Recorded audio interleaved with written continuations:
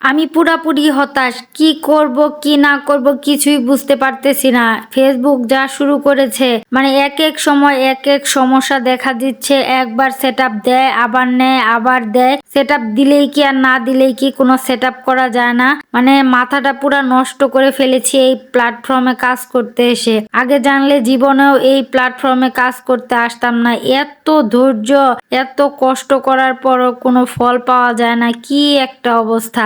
আসসালামু আলাইকুম, সবাই কেমন আছেন? আলহামদুলিল্লাহ আমি অনেক ভালো আছি। আজকের ব্লগটা সকাল থেকেই শুরু করেছি। সকালবেলা ছেলেকে স্কুলে পাঠিয়ে একটু ভাবিদের ওইখানে গিয়েছিলাম। ভাবির ওইখান থেকে আসার সময় দেখি মামারা চলে এসেছে রাস্তা ঠিকঠাক করার জন্য, আর ওনাদেরকে নাস্তা দিতে হবে। তো ওনাদের জন্য হচ্ছে আটা কাই করে নিচ্ছিলাম রুটি বানানোর জন্য। তো অনেকগুলো রুটি বানাতে হবে যেহেতু 4 জন লোক, আবার আমরা বাড়ির 2-3 জন। তো অনেকগুলো কাই করে নিয়েছি। এখন হচ্ছে রুটি বানানোর পালা। এতগুলো রুটি বানাতে আমার অনেকটাই সময় লেগে যাবে। তো আগে যদি জানতাম তাহলে সকালবেলাই হচ্ছে বানিয়ে ফেলতাম। তারা এসেছে 9টার সময়। তো কি আর করা যাবে, তাড়াহুড়া করেই রুটিগুলো বানিয়ে নিচ্ছিলাম। ওনারা কাজ করে ঠিকই, কিন্তু তাদের মন মানসিকতা অনেক ভালো, অনেক মিশুক মানুষ তারা। তো তাদের সাথে কথাবার্তা বললে আমার অনেক ভালো লাগে। আমি সবার সাথেই মিশি, সবার সাথে কথা বলি। আমার মধ্যে ওইরকম কোনো চিন্তা ভাবনা কখনো আসে না যে তারা কাজ করে তাদের সাথে কি জন্য কথা বলতে হবে, এই করতে হবে সেই করতে হবে, এমন কোনো কিছু না। তো তারা যেরকম আমিও ওই রকমই মনে করি। আল্লাহ সবাইকে বানিয়েছেন, এর মধ্যে ভেদাভেদ করার কোনোই মানে হয় না। তো যাই হোক, রুটিগুলো সুন্দর করে বানিয়ে নিয়েছি। এখন ভাজতে চলে এসেছি। আমার একদম ভাজতে বিরক্ত লেগে যাচ্ছে।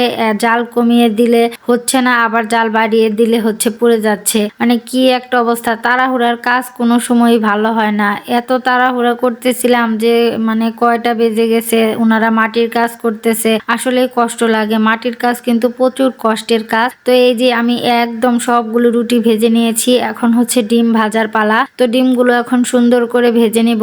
তো ডিম ভাজতে তো আর বেশিক্ষণ লাগবে না, দিব আর নামাবো। তো এরকম একটা অবস্থা। ডিম ভাজতে ভালোই লাগে, রুটি ভাজার মতো প্যারা নেই। কি আর বলবো, ডিম ভাজতেছি এমন সময় এক বৃদ্ধ মহিলা চলে এসেছে। তো ওনাকে দেখে এত কষ্ট লাগতেছিল। তাকে চাউল দেওয়ার পর উনি বলতেছে, মাগো কিছু আছে, আমার অনেক ক্ষুধা লেগেছে। তো যেহেতু নাস্তা আমার সামনে, তো নাস্তা সামনে রেখে তাকে যে ফিরিয়ে দিব এমন মন মানসিকতা আমার কোনো জীবনেও ছিল না। তো ওনাকে বসিয়ে তার নাস্তাটা দিয়ে তারপর আবার ডিম ভাজতে চলে এসেছি। তো সবার নাস্তা রেডি করে নিয়েছি, ওনাকেও দিয়েছি। উনি বাইরে খাচ্ছেন আর মামারা ভিতরে চলে এসেছে। তো মামারা খেয়ে নিচ্ছে।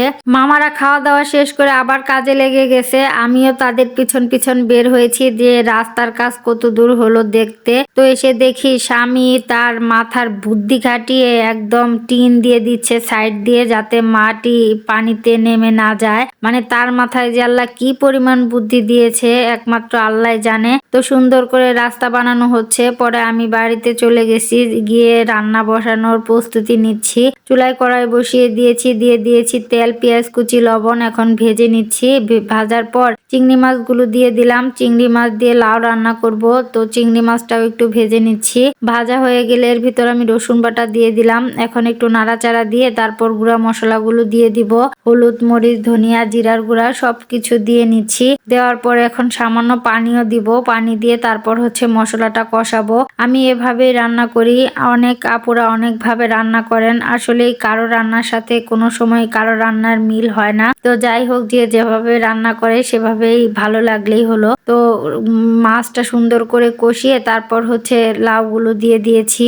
লাউ যেহেতু বাজারের, দেখে একদমই কচি মনে হয়েছিল, কিন্তু আসলেই সিদ্ধ হয়নি তেমন। আমার ঝোলের পানি দিতেই হবে। তো এদিকে আবার শাক বসিয়ে দিয়েছি। এগুলো হচ্ছে পালং শাক। পালং শাক ভাজি খেতে আমার ভালোই লাগে, বিশেষ করে তরকারি খেতেই বেশি ভালো লাগে। তো একটু পানি দিয়ে দিলাম তরকারিতে, কারণ লাউটা আমার কাছে মনে হয় না যে পারফেক্ট সিদ্ধ হয়েছিল। তো শাকটা মোটামুটি সিদ্ধ হয়ে এসেছে। এদিকে তরকারিতে তো একটু ধনিয়া পাতা না দিলে কিভাবে হয় লাউয়ের তরকারি। তো একটু ধনিয়া পাতাও দিয়ে নিলাম, একটু নাড়াচাড়া করে দিলাম, ঢাকনা দিয়ে ঢেকে দিলাম, একটু পরে নামিয়ে ফেলবো। তো এখন হচ্ছে পেঁয়াজ রসুন ভেজে নিয়েছি শাকের জন্য, শাকটাও বাগার দিয়ে নিয়েছি। তো মোটামুটি রান্না বাড়া আজকে এই পর্যন্তই। পরে আবার খেতে বসে গেছি। যাই হোক, আজকের ব্লগটা কেমন লাগলো অবশ্যই জানাবেন। সামান্য ভালো লেগে থাকলে একটা লাইক, কমেন্ট, শেয়ার করে দিবেন। এখন পর্যন্ত যারা কন্টিনিউ করেছেন তাদেরকে অসংখ্য ধন্যবাদ। আল্লাহ হাফেজ।